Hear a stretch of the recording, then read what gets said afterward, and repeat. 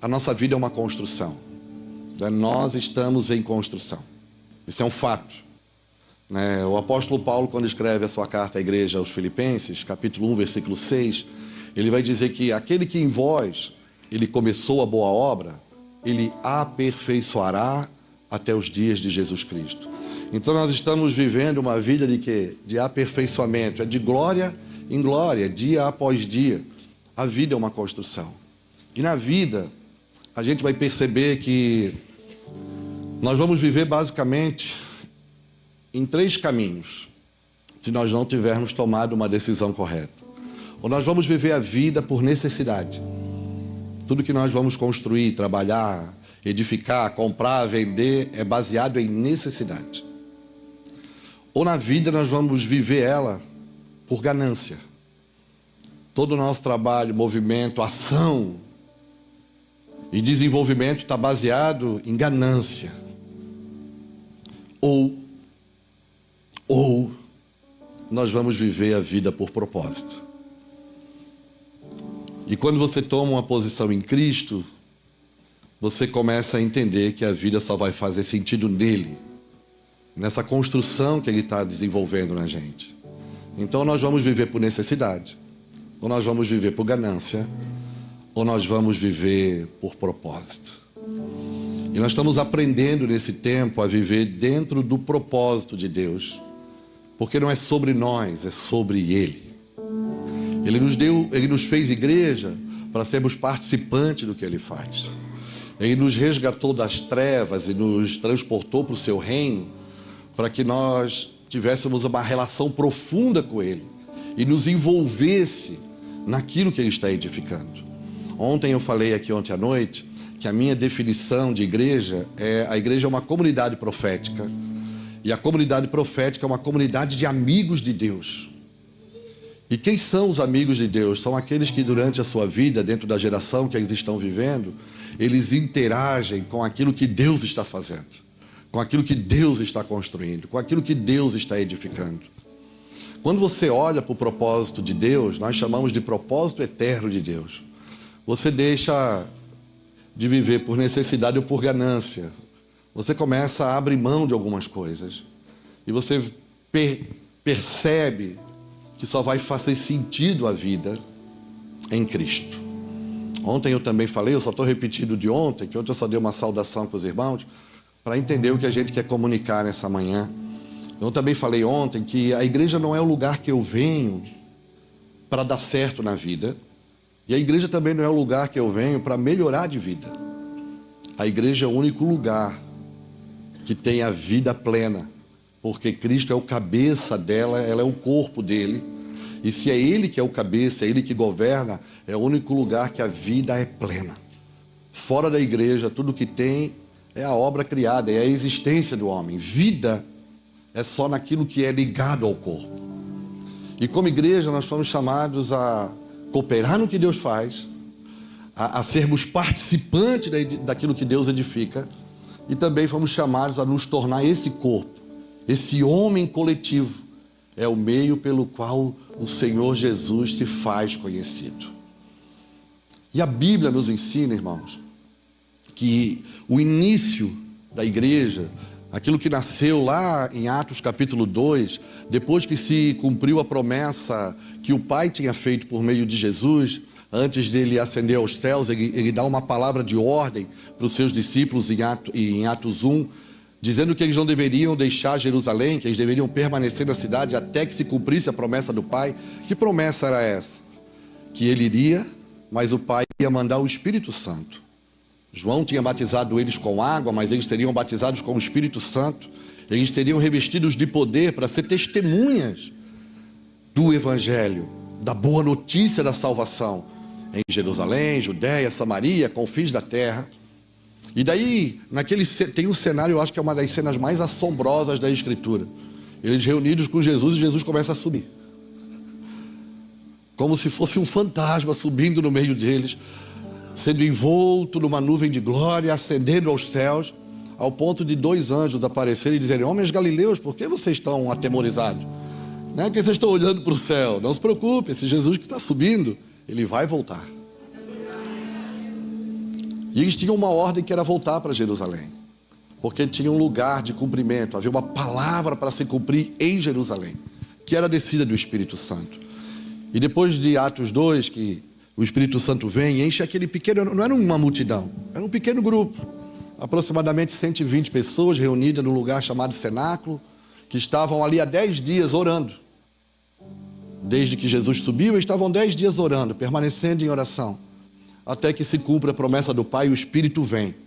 Naqueles dias tinha uma festa em Jerusalém, né? A festa de Shavuot, nós chamamos de Pentecostes, lá do Levíticos 23, e judeus de todas as nações estavam reunidos em Jerusalém para celebrar a festa, cumprindo a ordem e o mandamento de Moisés. E daí ficaram assustados com aquele movimento de um pequeno grupo de pessoas que tinha acabado de ser tomado pelo Espírito Santo. Deus tinha acabado de derramar o seu Espírito, cumprindo a sua promessa. E daí Pedro faz um discurso. E naquele discurso de Pedro, 3.000 almas, 3.000 judeus se voltaram para Cristo. Entenderam que o Messias que os profetas anunciaram era esse Cristo que Pedro estava anunciando, que há 10 dias atrás tinha acabado de subir aos céus. Há 50 dias atrás tinha acabado de ressuscitar. Tinha sido morto e ressuscitado. E daí essa igreja nasce com esse pequeno grupo de pessoas, nesse discurso de Pedro, que junta, que agrega 3.000 pessoas, e ela nasce dentro de um movimento. Ela tinha uma estrutura de vida, que talvez é uma das coisas que nos faltam nos dias de hoje. Em Atos 2,42 diz que eles perseveravam, eles permaneciam, eles eram insistentes em ter uma prática de vida. Que prática de vida era essa? Eles perseveravam na doutrina dos apóstolos, nas orações, no partir do pão e na comunhão. A igreja não é o lugar que eu vou, a igreja é o que eu sou junto com os meus irmãos. E é esse ambiente de vida no Cristo que nós compartilhamos uns com os outros. Aquilo que nasceu em Atos 2 é o que afeta, é o que toca nós até os dias de hoje. Talvez a nossa realidade de vida e a sociedade que a gente vive hoje é muito diferente daquela. Talvez nós não conseguiríamos ter as mesmas movimentações que eles tiveram, mas a essência do que eles tinham nos nossos dias tem que ser a mesma. Eu particularmente acredito que nos próximos anos nós vamos precisar mais de mesa e menos de púlpito, porque nós vamos aprender a compartilhar vida uns com os outros, porque quando compartilhamos vida, compartilhamos Cristo. Jesus, na sua jornada de instrução e de ensino, durante o seu ministério, aquilo que nós chamamos o serviço de Cristo, revelando o reino do seu Pai, anunciando, né, o cumprimento das profecias dos profetas. Ele, Mateus capítulo 4, diz que Jesus estava famoso, porque até aqueles dias que era famoso era João Batista. João Batista tinha feito um alvoroço em Israel, ao ponto, né, dos reis ficaram preocupados. Herodes estava preocupado com a movimentação dele, os romanos tinham um certo cuidado com ele, porque era tido como um profeta no meio da nação, e ele estava fazendo um alvoroço, batizando, trazendo uma nova realidade e anunciando a vinda do Messias como um precursor que preparava o caminho.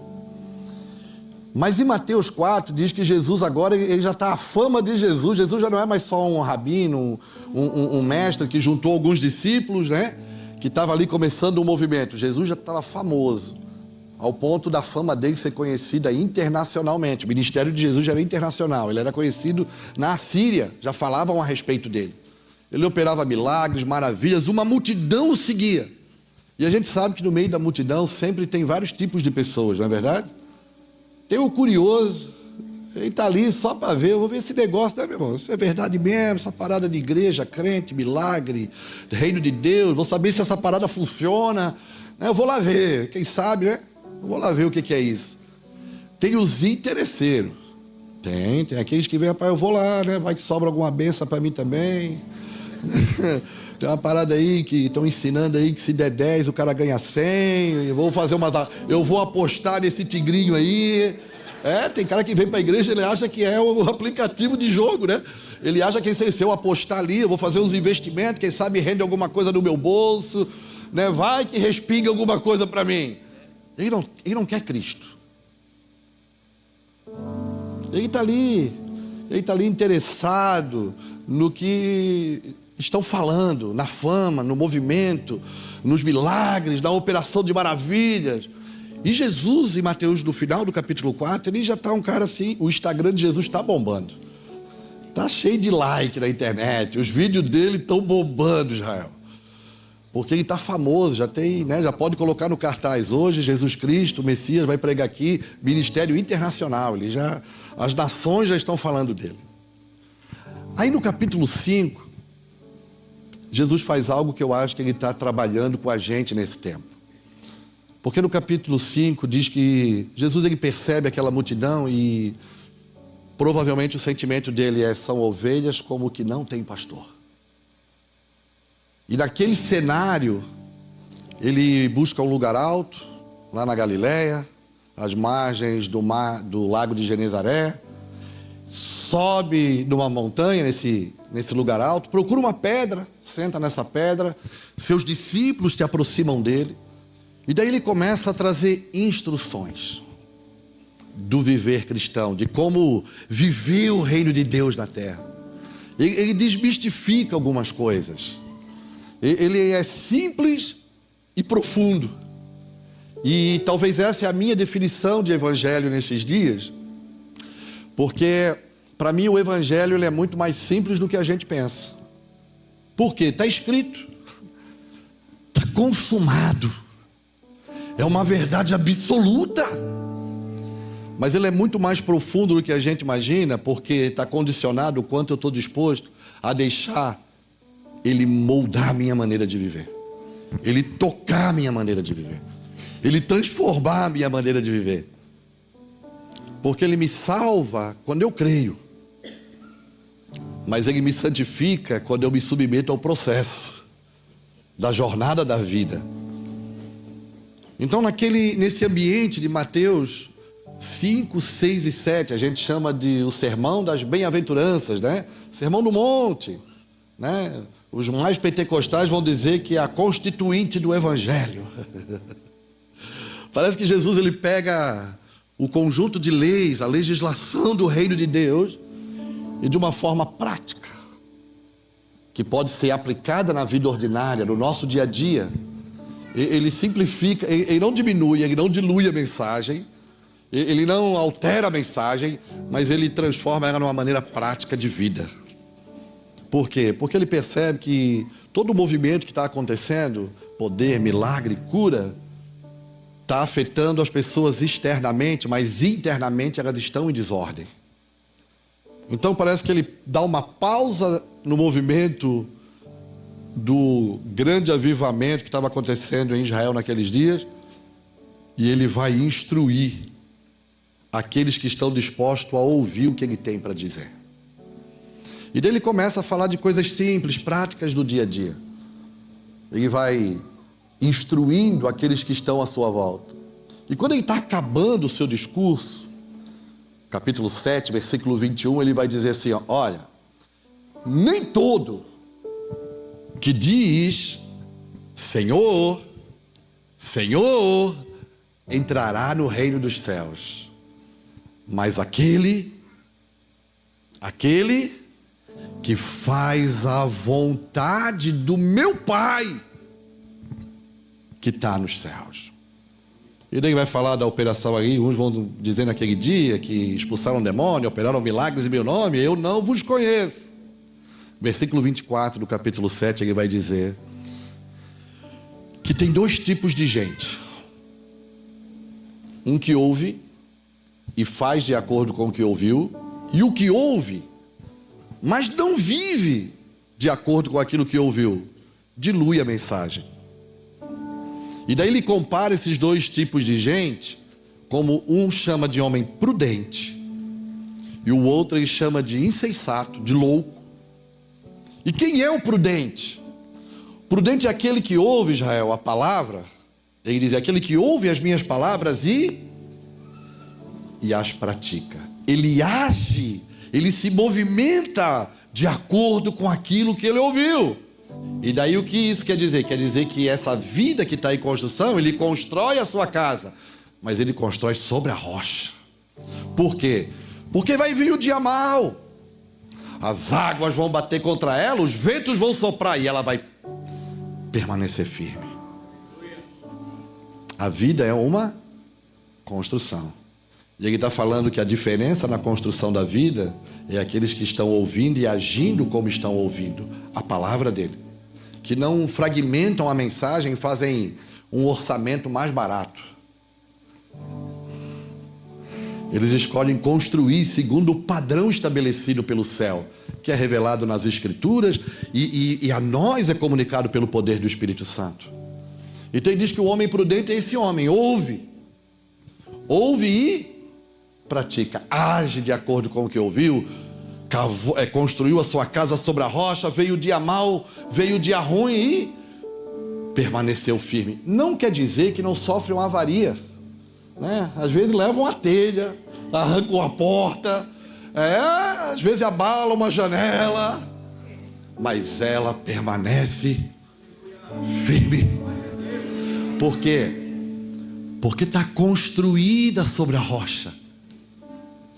Mas aí ele diz que tem outro tipo de gente que também ouve, mas não age de acordo com o que ouviu. Fragmenta, dilui a mensagem. Lembra da caixinha de promessa? Os mais velhos aqui vão saber o que eu estou falando. Meu avô era crente da igreja presbiteriana. A gente ia na casa dele, em cima do balcão lá, tinha uma caixinha de promessa. É uma caixinhazinha, às vezes, de madeira, cheia de versículos dentro da Escritura. Aí ele sempre dizia, tira uma palavra. A gente ia lá, tirava uma palavra. A gente lia, se não era muito boa, era aquela que exigia muito, a gente devolvia, não lia. A gente lia só pra gente. Que, né? Não, isso aqui é muito bem, isso aqui não dá pra mim, bota lá, pega outra. Até encontrar uma que assim, que falava de vitória. Até encontrar uma que falava dos benefícios de servir a Deus. Aquelas que falavam da responsabilidade, do compromisso, do comprometimento, a gente devolvia. Isso aqui custa, esse orçamento é muito caro. E Jesus diz que o homem que ouve e não pratica, ou não age de acordo com o que ouviu, é semelhante a um homem que constrói uma casa sobre a areia. Veio as águas, sopraram os ventos, bateram contra aquela casa e grande foi a sua destruição. Sabe o que diferencia um do outro? O orçamento. Quanto você está disposto a gastar, investir naquilo que você está construindo e edificando. E eu estou falando da minha e da sua vida. Quantos nós estamos dispostos, entendendo que o Evangelho é mais simples do que a gente pensa, mas é mais profundo do que a gente imagina, porque é sobre uma vida de responsabilidade, de comprometimento. É uma aliança estabelecida por Deus. Nós somos igreja para cooperar no que Ele edifica, no que Ele constrói, no que Ele faz. Um é o prudente, o outro, o louco, o insensato. Os dois ouvem, os dois constroem, os dois têm algo para mostrar, mas o que diferencia um do outro é aquele que não diluiu a palavra, que seguiu o modelo da planta da casa, que buscou as medidas que a casa necessita ter, que cavou fundo e lançou os fundamentos da vida sobre a rocha que é Cristo. Como é que a igreja nasceu lá em Atos 2? Sobre a doutrina dos apóstolos. 1 Coríntios 3:11, Paulo escrevendo a sua carta à igreja de Corinto, ele vai dizer que não se pode colocar outro fundamento além daquele que já foi posto. Ninguém pode colocar outro fundamento além daquele que já foi posto, que é Cristo Jesus, ou Jesus Cristo. A diferença do prudente para o louco é o orçamento que nós estamos fazendo na construção. Já viu que ninguém para na frente de uma edificação, de uma casa, para admirar os fundamentos da casa? Para. A gente para e a gente vê, às vezes eu gosto de construção, né?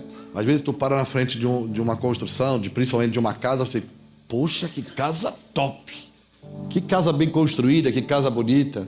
A não ser o cara que é especialista em construção, o engenheiro, o construtor, que ele vai admirar, rapaz, essa casa foi bem fundamentada, essa aí suporta, dá para botar até mais um piso em cima, não é assim? Mas ninguém para admirar os fundamentos, porque ninguém vê. E sabia que isso tem afetado diretamente a nossa vida? O que eu quero dizer? Que o que sustenta a nossa vida, a nossa relação com Deus é firmada em fé, não é isso? É a fé. É a minha fé em Cristo Jesus que faz eu estar aqui nessa manhã. Agora eu tenho aprendido que a minha fé, ela precisa ser evidenciada pelo meu estilo de vida.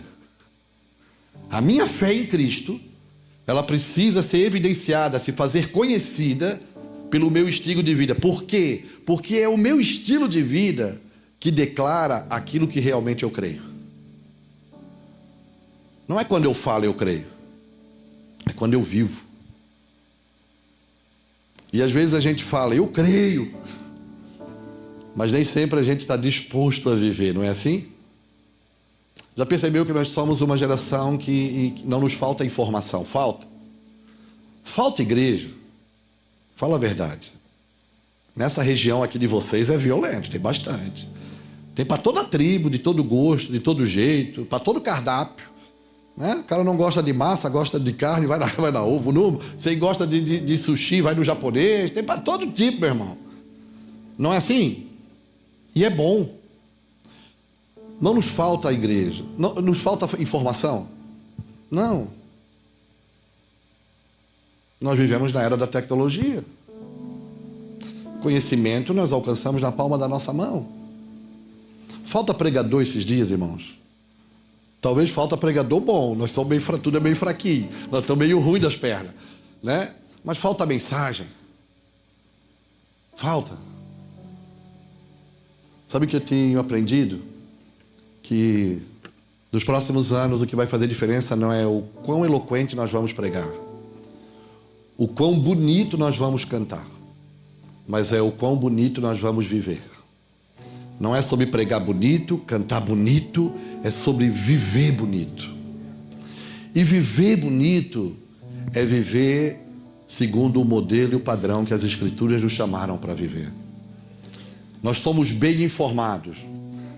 Às vezes nós só não praticamos tudo o que nós estamos recebendo de entendimento a respeito de Deus. Por quê? Porque nós ainda estamos construindo casas sob areia. Porque é mais barato, custa menos. Evangelho é uma relação profunda de intimidade com Deus. Evangelho é sobre viver uma vida por propósito. Nós não somos igreja por necessidade, nós temos um Pai que é bom, que cuida das nossas necessidades. Se eu sou mau, sei dar boas coisas aos meus filhos, quanto mais o meu Pai. E se o filho pede um pão, tu vai dar uma pedra? Se eu que sou mau, eu sei cuidar dos meus filhos, pensa em Deus, que é perfeito em tudo que faz. Deus está chamando a gente nesses dias para um lugar de instrução, de comprometimento, de um relacionamento profundo com Ele, que vai além das nossas necessidades.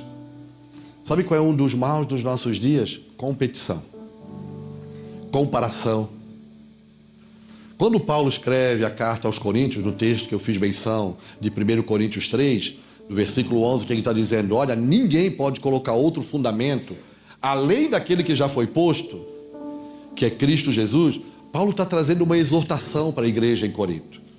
Vocês conhecem e sabem que a igreja de Corinto é uma igreja problemática, né? É uma igreja que tinha uns movimentos, tinha dom, tinha os ajuntamentos, mas a comunhão deles não era para o bem, era para o mal, porque Paulo tem que escrever quase 2 capítulos ensinando sobre a ceia, sobre partir o pão, sobre ter comunhão, sobre como proceder, né? Tinham dons, porque Paulo vai gastar quase 2 capítulos escrevendo, ensinando e instruindo de como eles deveriam se movimentar nos dons. Mas é uma igreja que estava fora, às vezes, do lugar.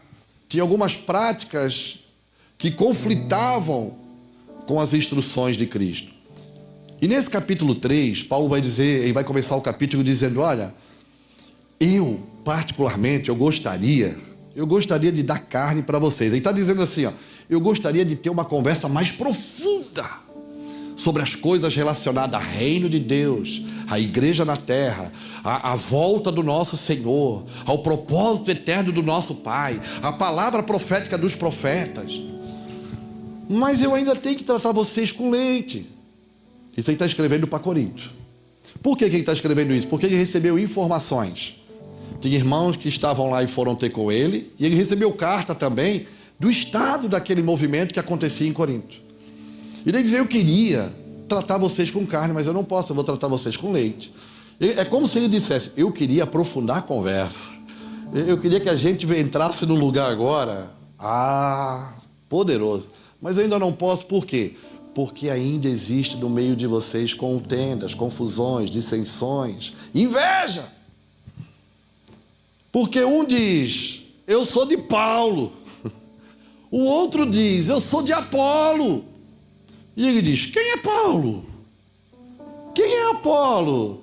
Senão aqueles pelo meio qual fez o evangelho conhecido para vocês. Um planta, o outro rega. Mas quem dá o crescimento é Cristo. Sabe qual é a minha percepção, irmãos? E o que eu estou falando aqui, eu não estou falando que isso acontece aqui no meio. Lá no sertão acontece bastante. Divisão, contenda, inveja. Isso é terrível lá no nosso meio. Lá na igreja da base da Missão Nordeste. Meu amigo, ô lugar terrível para tratar essas coisas.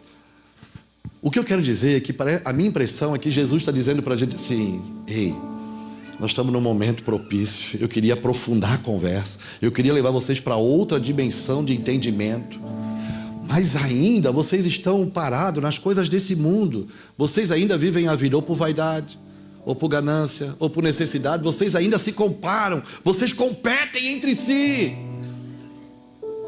Vocês dizem, eu sou de Paulo, eu sou de Apolo, quem são esses?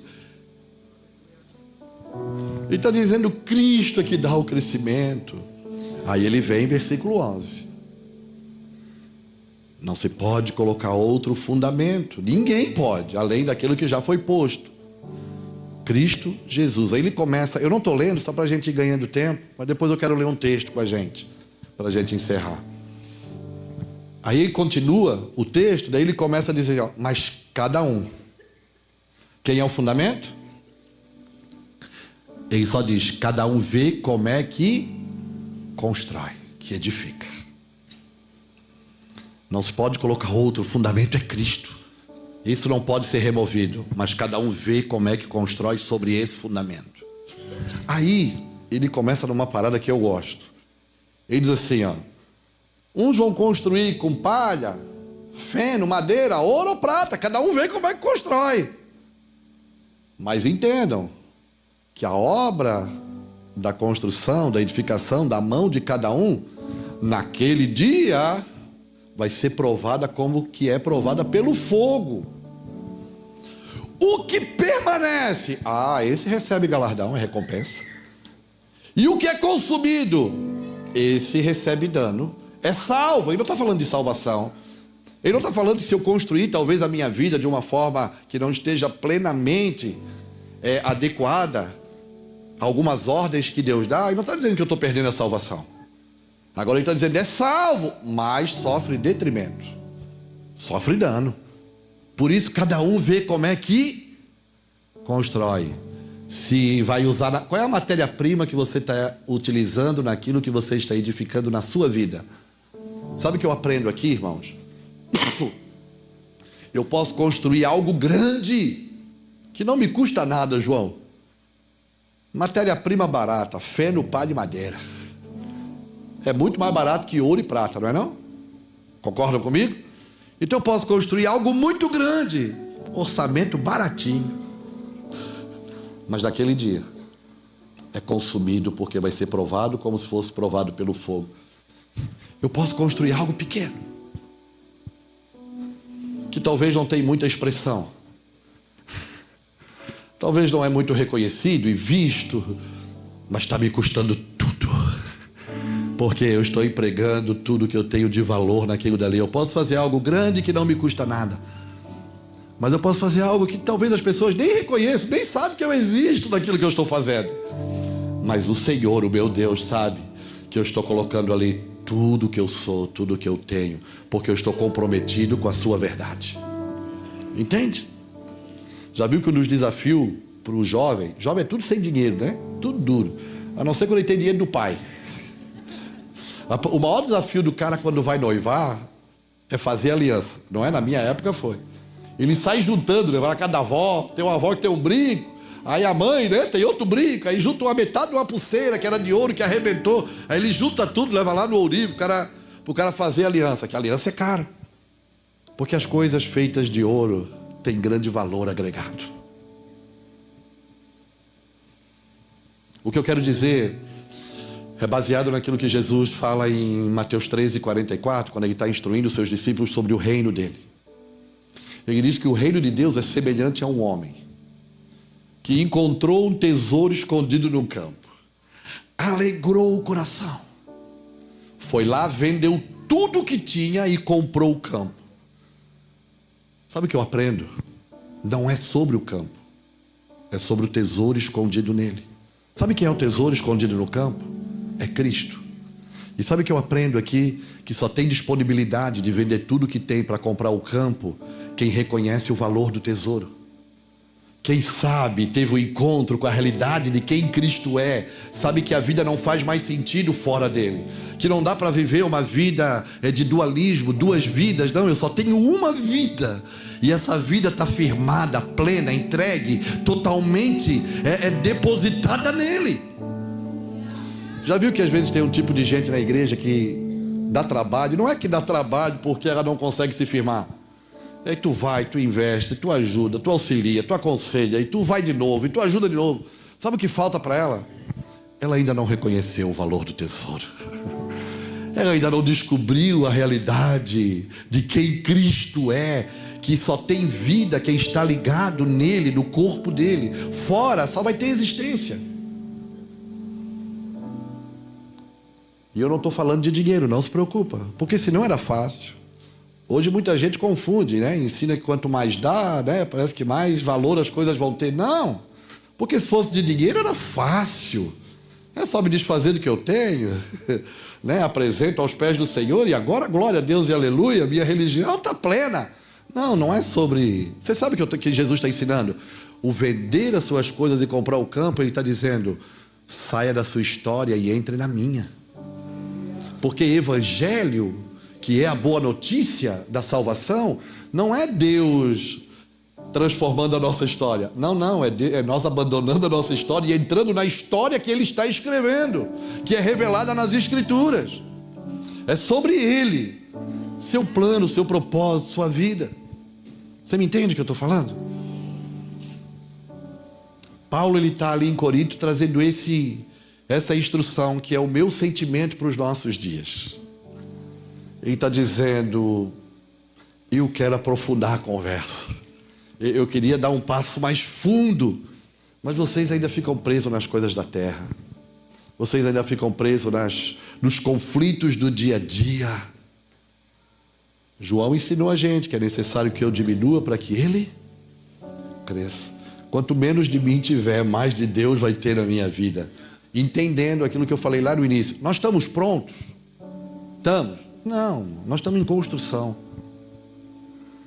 Mas de tempos em tempos nós precisamos parar e ver, medir, ponderar e analisar aquilo que nós estamos construindo, o quanto de valor nós estamos depositando. Se realmente a minha fé está sendo evidenciada pela maneira que eu vivo. Paulo vai mencionar em um determinado momento que nós não iríamos precisar de cartas de recomendação quando fôssemos para outro lugar. Por quê? Porque nós seríamos cartas vivas.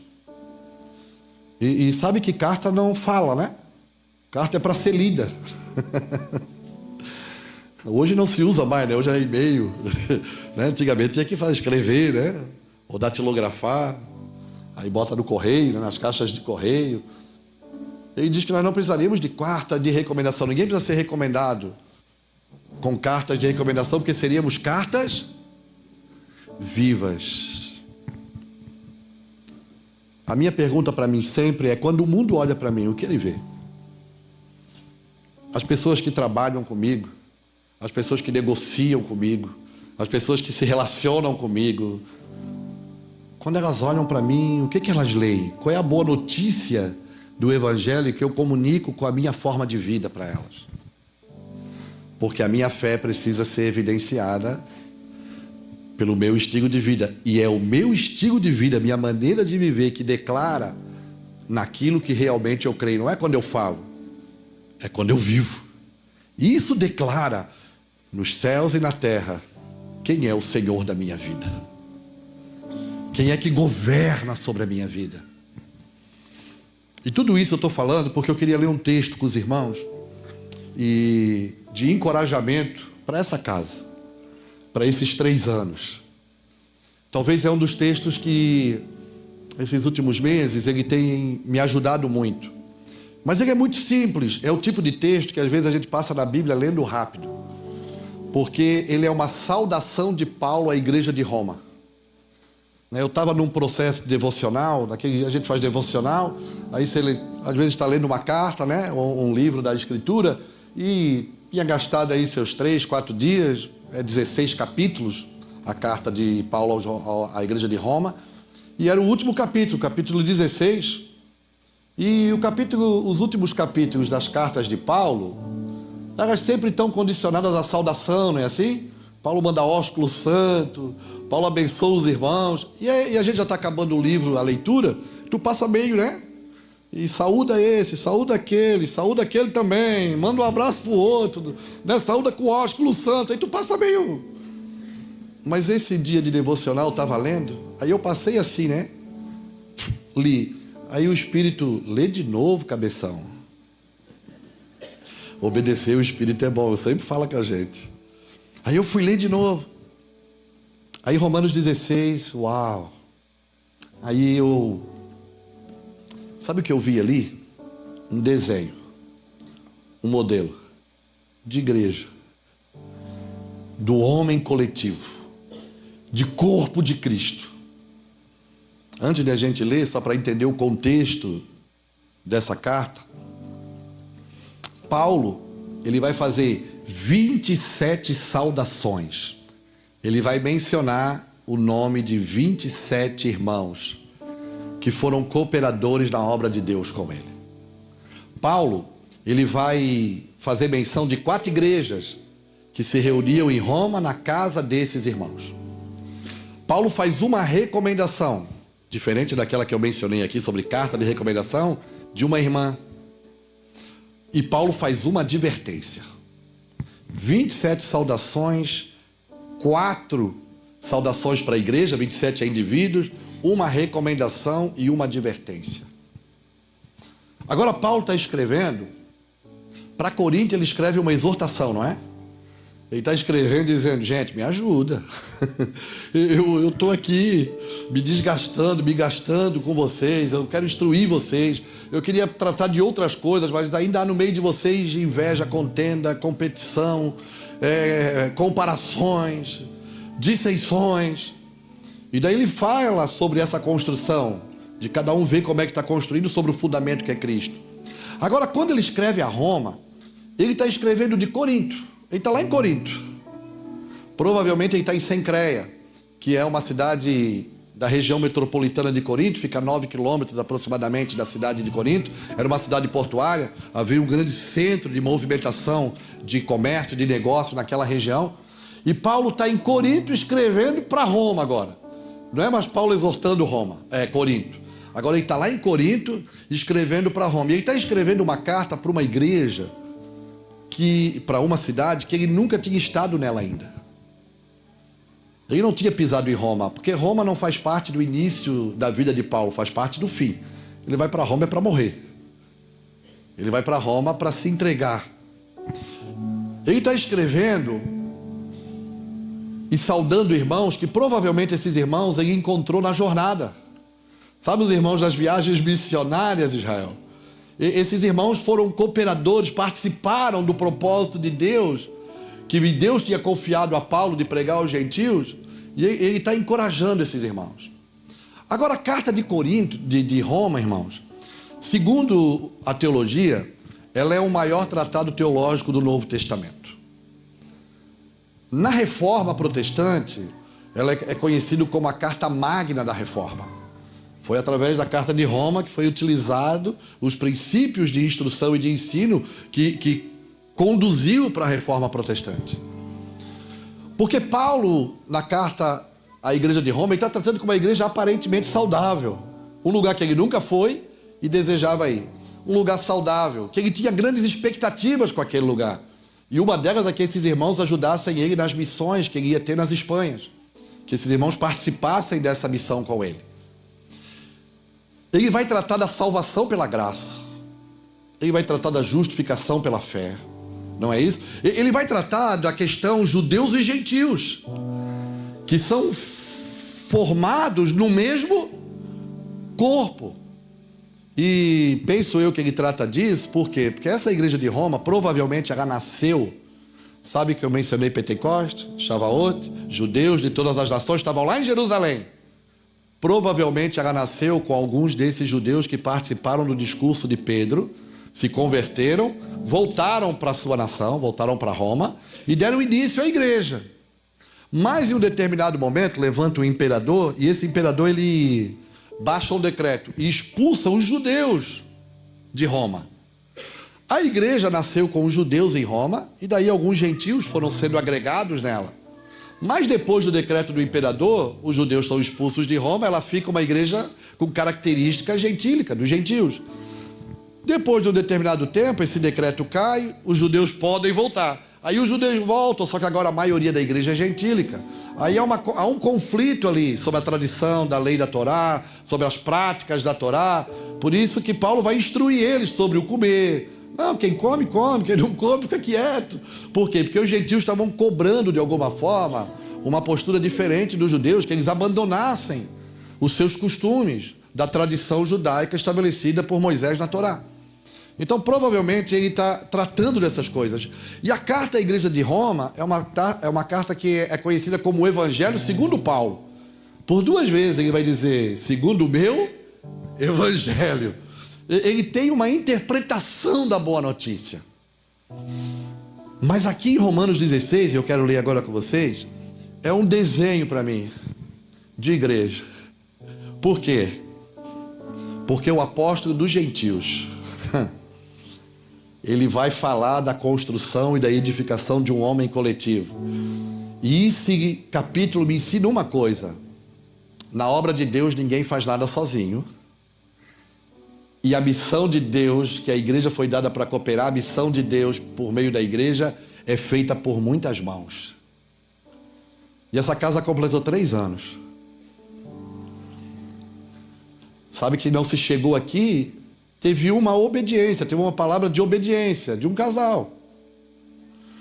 Mas se Deus não agregasse pessoas e pessoas não se comprometessem dentro daquilo que estava sendo compartilhado, vocês estariam aqui hoje?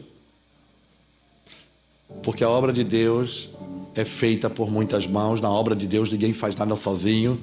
A obra de Deus é um homem coletivo sendo edificado. E com esse texto eu quero te encorajar a participar daquilo que Deus está edificando. Eu não estou falando desse prédio, eu não estou falando da placa do Mevan em Ibirapuera, eu estou falando da igreja nessa região que está sendo estabelecida para a glória do nome de Jesus. Da igreja do Cristo que está sendo formada e desenvolvida para cumprir a missão dele na terra, de revelar quem ele é. E esses irmãos nós vamos ver que são pessoas desconhecidas. Mas Paulo só teve êxito, e muito do êxito do ministério de Paulo foi porque ele encontrou no caminho homens que disseram: se a missão é de Deus, também é minha. Se a palavra veio de Deus, eu também assumo essa responsabilidade. Se foi Deus que te comissionou, Paulo, eu também coloco a minha cabeça na guilhotina. Eu estou disposto a ir à 2ª milha. Eu estou disposto não dar só a capa, mas também a túnica. Eu estou disposto, Paulo, a quando dá o lado direito, apanhar do lado direito, eu também estou disposto a dar o esquerdo. Eu estou disposto. Porque é isso aqui que eu aprendo nesse capítulo. Eu estou falando só para você ter consciência enquanto a gente lê, porque nós vamos ler o capítulo inteiro. Já que eu não li a Bíblia até agora, nós vamos ler o capítulo inteiro para você não dizer que eu não li a Bíblia, tá? Abriu aí? Eu chorei lendo esse capítulo. Chorei, Paulo saudando, irmãos. Eu digo, meu Deus, porque a igreja nasceu pelo poder do Espírito Santo, perseverando na doutrina dos apóstolos, na comunhão, nas orações e no partir do pão, porque a igreja é um homem coletivo, é um corpo, onde Cristo é o cabeça. Versículo 1 vai dizer assim, ó: Recomendo-vos, pois, Febe, nossa irmã, a qual é serva na igreja que está em Cencreia, para que a recebais do Senhor como convém aos santos, e ajudeis em qualquer coisa que de vós necessitar, porque ela tem hospedado a muitos, como também a mim mesmo. Saudai a Priscila, a Áquila, meus cooperadores em Cristo Jesus, os quais pela minha vida expuseram as suas cabeças, o que não só eu lhes agradeço, mas também todas as igrejas dos gentios. Saudai também a igreja que está em sua casa. Saudai a Epeneto, meu amado, que é as primícias da Acaia em Cristo. Saudai a Maria, que trabalhou muito por nós. Saudai a Andrônico, a Júnias, meus parentes, meus companheiros na prisão, os quais se distinguiram entre os apóstolos e que foram antes de mim em Cristo. Saudai a Amplias, meu amado no Senhor. Saudai a Urbano, nosso cooperador em Cristo. A Estaques, meu amado. Saudai a Apeles, aprovado em Cristo. Saudai aos da família de Aristóbulo. Saudai a Herodião, meu parente. Saudai os da família de Narciso, o que estão no Senhor. Saudai a Trifena, a Trifosa, as quais trabalham no Senhor. Saudai a amada Pérside, a qual muito trabalhou no Senhor. Saudai a Rufo, eleito no Senhor. Saudai a sua mãe, também é minha mãe. Saudai a Assíncrito, a Flegonte, a Hermes, a Pátrobas, a Hermas e aos irmãos que estão com eles. Saudai a Filólogo, a Júlia, a Nereu e a sua irmã, a Olimpas e a todos os santos que com eles estão. Saudai-vos uns aos outros com o santo ósculo. As igrejas de Cristo vos saúdam. E rogo-vos, irmãos, que noteis os que promovem dissensões e escândalos contra a doutrina que aprendestes, desviai-vos deles. Porque os tais não servem ao nosso Senhor Jesus Cristo, mas ao seu ventre, e com suaves palavras e lisonjas enganam os corações dos simples. Quanto à vossa obediência, ela é conhecida de todos. Comprazo-me, pois, em vós, e quero que sejais sábios no bem, mas simples no mal. O Deus de paz esmagará em breve a Satanás debaixo dos vossos pés. E a graça do nosso Senhor Jesus Cristo seja convosco. Amém. Saúdam-vos Timóteo, meu cooperador, Lúcio, Geison, Sosipatro e meus parentes, Eutércio, que esta carta escrevi, vos saúdo no Senhor.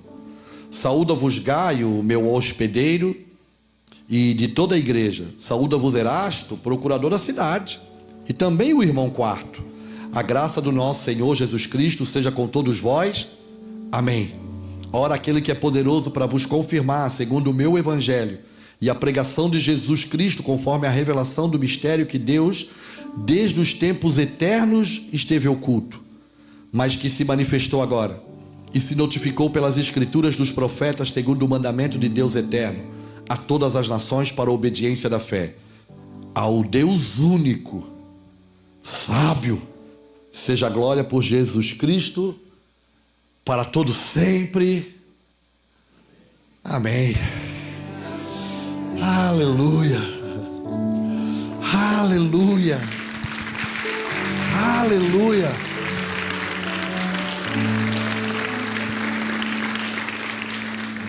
Paulo está em Corinto, provavelmente em Cencreia. Ele está hospedado na casa de um homem chamado Gaio. Ele está sentado numa mesa, tem 8 pessoas com ele nessa mesa. Até um procurador da cidade está fazendo parte dessa construção e dessa edificação. Tem um jovem chamado Timóteo, que mais tarde vai ser a continuidade, ele vai encorajar esse filho na fé para ser a continuidade do ministério que ele tinha recebido do Senhor. Ele está lá em Cencreia, provavelmente sentado numa mesa, escrevendo a carta para Roma, e eu quero pensar que ele não escreveu, ele não ditou em 1 hora, em 2. Eu quero pensar que eles estavam sentados numa mesa e estavam construindo ali um homem coletivo, estavam participando nessa edificação. E sabe o que é tremendo? É que Paulo era apóstolo, não era? Se fosse alguns apóstolos que a gente conhece na geração de hoje, eles jamais deixariam outra pessoa participar e dizer, não, coloca só o meu nome aí, deixa eu assinar, tá tudo certo. Mas parece que Paulo, ele não quer ser protagonista de nada, porque a pregação de Paulo ela se baseia em Cristo como único fundamento, e na mesa de Cristo o único protagonista é ele, mais ninguém. É como se Paulo, depois de ditar, de ensinar e de instruir a igreja de Roma com o maior tratado teológico do Novo Testamento, é como se ele saísse de cena e ele dissesse, Tércio, assina aí, meu filho. Escreve aí que é você que está escrevendo, que não foi eu só ditei. Talvez Timóteo, um pouco cheio de ímpeto, jovem, disse, Paulo, eu posso saudar também? Ele disse, claro, Timóteo. Saúda a igreja que está em Roma. Gaio, o hospedeiro, Timóteo, Paulo, será que eu posso mandar uma saudação para os irmãos? Claro, Gaio. Aristóbulo do mesmo jeito, porque na obra de Deus ninguém faz nada sozinho. A missão de Deus é feita por muitas mãos, é um homem coletivo. E o apóstolo dos gentios, o cara com o maior nome daquela geração, com o maior nome naquele cenário de desenvolvimento e de expansão da igreja, ele senta numa mesa com 8 irmãos e ele permite esses irmãos participarem. Por quê? Porque o protagonista na mesa do Senhor é Cristo. Se fosse alguns do que eu conheço hoje, olha, ia ter até o selo do anel. Aí ele começa a fazer uma recomendação. Ele recomenda a Febe, provavelmente uma diaconisa, né? Tem gente que acredita que mulher não tem trabalho, serviço na igreja, né? Mas isso é outra discussão. Mas aqui ele está recomendando Febe. Quem é Febe? Ela mora em Cencreia, nessa cidade portuária. Provavelmente Febe fez parte da comitiva que foi para Roma, e foi provavelmente junto com ela que a carta foi. Não tinha correio, né? Não tinha e-mail, né? Eram as pessoas que levavam a carta. Uma mulher de confiança. Por quê? Porque ela estava levando um tratado em dias que a igreja estava sendo perseguida em Roma. E se ela fosse pega no caminho? E se os escritos que ali estão, poderiam levar ela à morte. Muitos desses irmãos que Paulo menciona aqui morreram martirizados depois. Porque é nos dias do imperador Nero. Eles eram feitos de tochas vivas nas ruas de Roma. Mas eram homens fiéis ao evangelho. Permaneceram fiéis ao evangelho. Alguns anos depois, esses irmãos que ele menciona aqui, alguns deles foi pendurado em postes e feito como luminária nas ruas de Roma, segundo a história humana da humanidade, que não dá para chamar muito de humana. Provavelmente foi essa irmã Febe, essa diaconisa, que levou essa carta. E quem é ela? Provavelmente essa mulher é uma mulher de posses, de recurso. Por quê? Porque Paulo vai dizer assim, ó, ela tem hospedado a mim, cuidado de mim, e não só de mim, mas de muitos que estão à minha volta. Era uma mulher que investia no reino. Uma mulher que entendia o propósito da sua existência. Por que Deus promoveu a vida dela? Ela era uma cooperadora da missão e da obra de Deus. Só que agora tem uma coisa. Ela está indo para Roma. Não tem booking para fazer reserva de hotel. Não tem Airbnb. Não tem o Trivago para procurar o melhor preço. Nesses dias, as pessoas precisavam ser recomendadas. Por quê? Porque ela ia precisar de um lugar para se hospedar. Sabe o que eu aprendo aqui? Que por mais investidora que Febe era e participante da missão de Deus, contribuindo, investindo e hospedando, agora ela estava colhendo o fruto do trabalho dela. Porque o lugar que ela estava indo, o dinheiro dela não podia comprar nada, pagar nada. Ela ia precisar que a igreja hospedasse ela. Ela ia precisar que a igreja a recebesse. E Paulo confia nela, porque Paulo bota o nome dele. E ele diz assim, ó, tudo o que Febe precisar, pode dar. Eu assino embaixo. Você está me entendendo? A obra de Deus, ninguém faz nada sozinho. A igreja é a construção de um homem coletivo. Aí ele começa a fazer menção de vários irmãos. Priscila e Áquila. Que colocaram a cabeça na guilhotina. Colocaram a vida correndo risco de morte para que Paulo tivesse êxito no ministério dele. Já parou para pensar isso? Você colocar a sua vida em risco de morte para que outro possa cumprir o seu propósito. Já parou para pensar isso? Isso é igreja. Mas a gente não gosta de pensar essas coisas. Porque nós vivemos um tempo onde farinha pouca, meu pirão primeiro. Quem pode mais chora menos.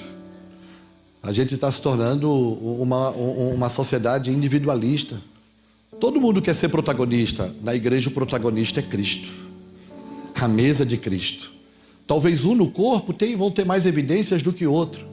Mas é só o trabalho do homem coletivo que cumpre o propósito da missão de revelar Cristo para que o mundo possa ser salvo por ele. Você me entende o que eu estou falando? Aí ele vai dizer que Priscila e Áquila, ele está dizendo assim, não só eu vou saudar eles, a igreja dos gentios também. Paulo foi chamado para ser apóstolo 2? Se Paulo a carreira dele tivesse sido encurtada, ele tivesse sido morto antes do tempo, os gentios não seriam alcançados. E a igreja gentílica está dizendo assim, Priscila, Áquila, obrigado.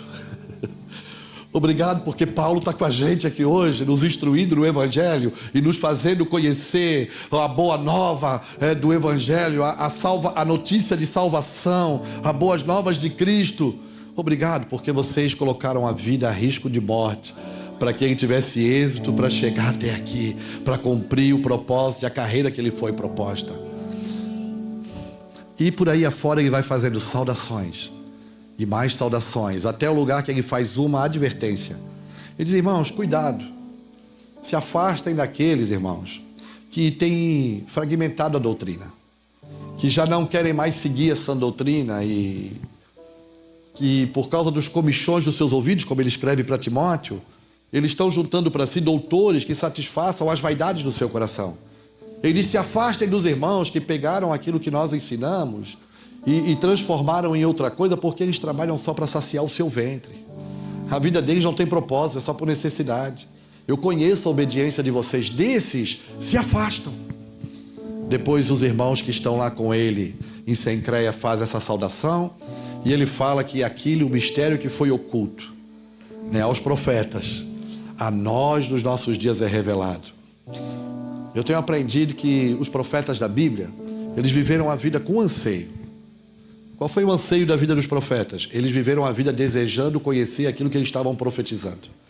Eles anunciaram o Messias, profetizaram Cristo, e eles peregrinaram na terra, viveram a vida ansiando e desejando uma coisa: conhecer o Messias, que eles estavam profetizando.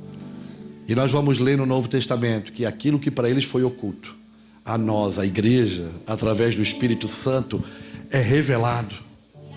A minha oração é que nos nossos dias o Senhor encontre esse mesmo anseio de uma geração de homens e de mulheres que vivam por uma coisa: eu quero conhecer a Cristo para fazê-lo conhecido. Eu preciso conhecer a Cristo. Já percebeu que o Evangelho é mais simples do que a gente pensa? É ou não é? Mas é mais profundo do que a gente imagina. É simples porque está escrito. É profundo porque tem a ver o quanto nós estamos dispostos a nos envolver com aquilo que está escrito. Essa casa completou 3 anos. É um corpo. Ela já nasceu, mas ela está em desenvolvimento. É uma construção. Ela está tomando forma. Ontem foi talvez a primeira ordenação com um número maior de irmãos que estão assumindo agora as suas responsabilidades, seus compromissos, suas obrigações de serem o quê? Cooperadores da obra de Deus, entendendo que não é sobre nós, é sobre Ele. Não tenha medo de se gastar para que a glória de Cristo seja revelada. Não tenha medo se o seu nome não aparece em nada. Não se preocupe com essas coisas, porque teve o dia que Paulo lembrou do nome de cada um, dos cooperadores da missão, daqueles que ajudaram ele. Por quê? porque ele tinha um sentimento de gratidão. Nós fomos chamados, irmãos, para viver esse contexto de igreja. Eu sei que a gente transformou a casa do Senhor num ponto de encontro. Não. Nós nos reunimos aqui com a finalidade de celebrar o seu nome, de dar glória devida ao seu nome, mas de sermos o corpo que vai revelar Cristo, para que não só São Paulo, mas as nações sejam tocadas para a glória do nome dele, ou por meio do nome dele.